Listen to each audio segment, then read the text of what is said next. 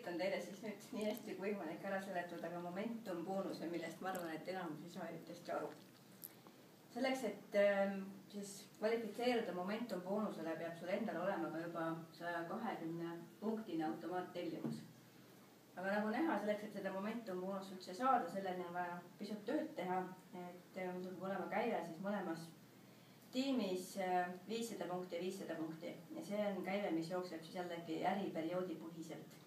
Ehk et need punktid lähevad iga äriperioodi lõppedes uuesti nulli ja hakkavad otsast peale. Tsükli punktid, kui te ei ole tsükeldanud vahepeal, teil on ilusti ühel pool aktiivne brändpartner olemas ja ka teisel pool aktiivne brändpartner, siis need punktid jäävad teil ilusasti ootele.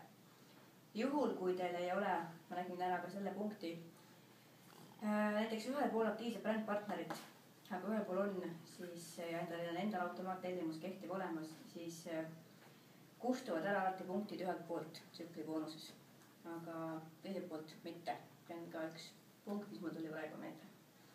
Aga uuesti tagasi momentumi juurde, et need on äriperioodi põhiselt ja need moodustuvad automaattellimustest ehk et lisatellimused momentum boonusesse ei lähe. Et see tähendab siis circa kuskil käivet 9 pakki Velmat ühelt poolt ja 9 pakki teiselt poolt. Et nagu näha, sinna on vaja nii-öelda pisut inimesi. Kui olete jõudnud sellisesse punkti, siis te kindlasti olete tegelikult ise saavutanud ka pronkstaseme. Ja sel hetkel tuleb teil 1-2 tsüklit pluss siis momentum boonus, mis on kuni $100 USA. See oli päris pikalt stabiilselt meie rahas siis kuskil 75 €. Aga kuna momentum boonus makstakse mingisugusest kindlast fondist nii-öelda, mis võetakse 3% kogu käibest, lugege jällegi täpsemalt kompensatsiooniplaanis, kuidas see käib, ma ei hakka parem pahutama, aga see on hästi kõikuv viimasel ajal, võib-olla vabalt ka 45 € näiteks. Et see on siis pronkstasemel momentum boonus. Aga momentum boonusega on see tore asi, et see hakkab tõusma, kui hakkavad tõusma ka teie tasemed ja ka teie tiimis olevate inimeste tasemed. Aga see tingimus, et 500 jääb alatiseks samaks.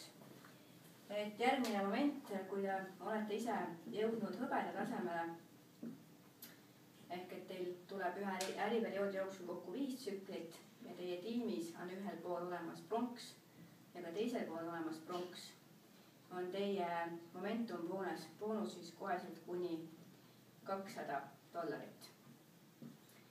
Mis näitab seda, et väga tähtis on aidata oma tiimiliikmeid ka kaasa uusi tasemeid siis saavutama.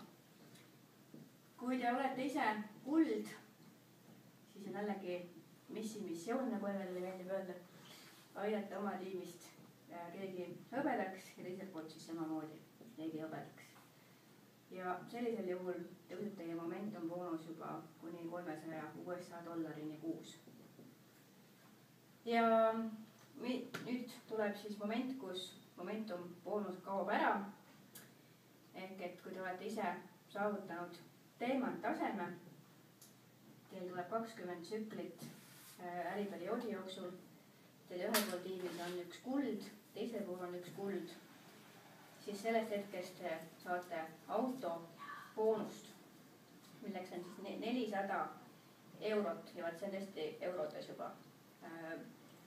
Ja seda makstakse siis samuti välja iga 4 nädala tagant, ehk et see teeb 13 korda aastas. Sellele kvalifitseerumiseks on tõesti ka tähtis, et olete kas siis liitumise või esimese 60 päeva jooksul soetanud endale ka hõbepaki. Ja kes ei ole seda teinud, on alustanud ja avastanud ärivõimaluse oluliselt hiljem, et see lennuk on justkui ära lennanud, siis võin teid lohutada, et kord 2 aastas on Pareco andnud siiski ka nendele võimaluse näiteks 1 kuu jooksul ostes hõbepakki, samuti saavutada siis kvalifikatsiooni autoboonusele. Autoboonus, nii kui teil vahepeal siin näiteks keegi kulda ei säilita, teil on see äri veel pisut ebastabiilne, siis täpselt sellel perioodil kohe teile seda autoboonust välja ei maksta. Aga üldiselt sellisel nii kaugel, kui on äri viidud, siis on ta juba piisavalt suur, et üldiselt on kasv suurem kui ärakukkumine.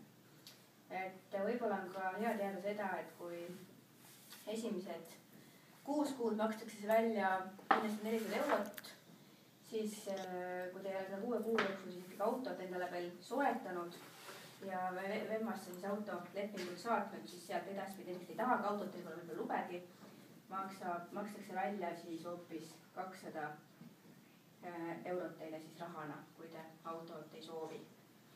Ja auto tingimuseks on siis peab olema kas BMW või Mersu või Mini Cooper kuni 3 aastat vana ja ka värvid on ette antud valge, must või hõbedane. Et see on siis Momentum boonus ja autoboonus. Et ma annan teile aimu veel 2 minu meelest väga lahedast boonusest, millest nagu alguses muhvigi ei jaga ja tunduvad väga väiksed numbrid, siis ma teemalt tasemel olevana ütlen teile, et see on päris äge boonus juba.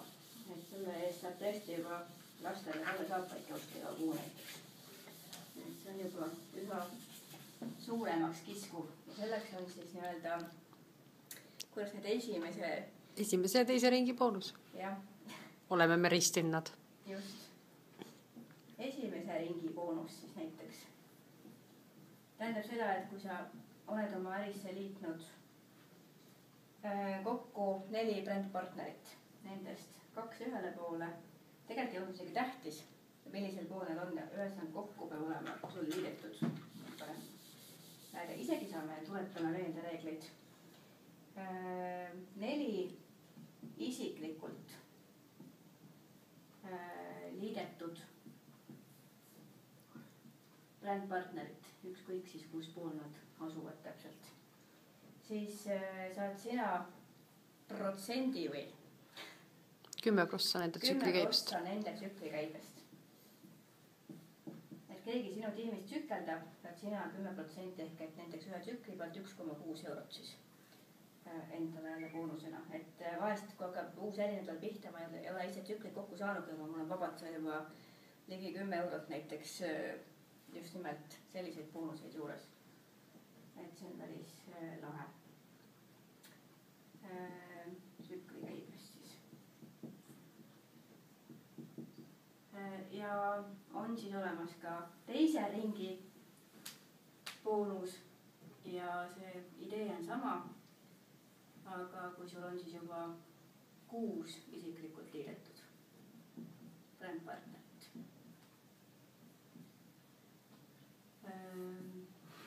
Väga lühendatud versioon, siis juhtub sama asi.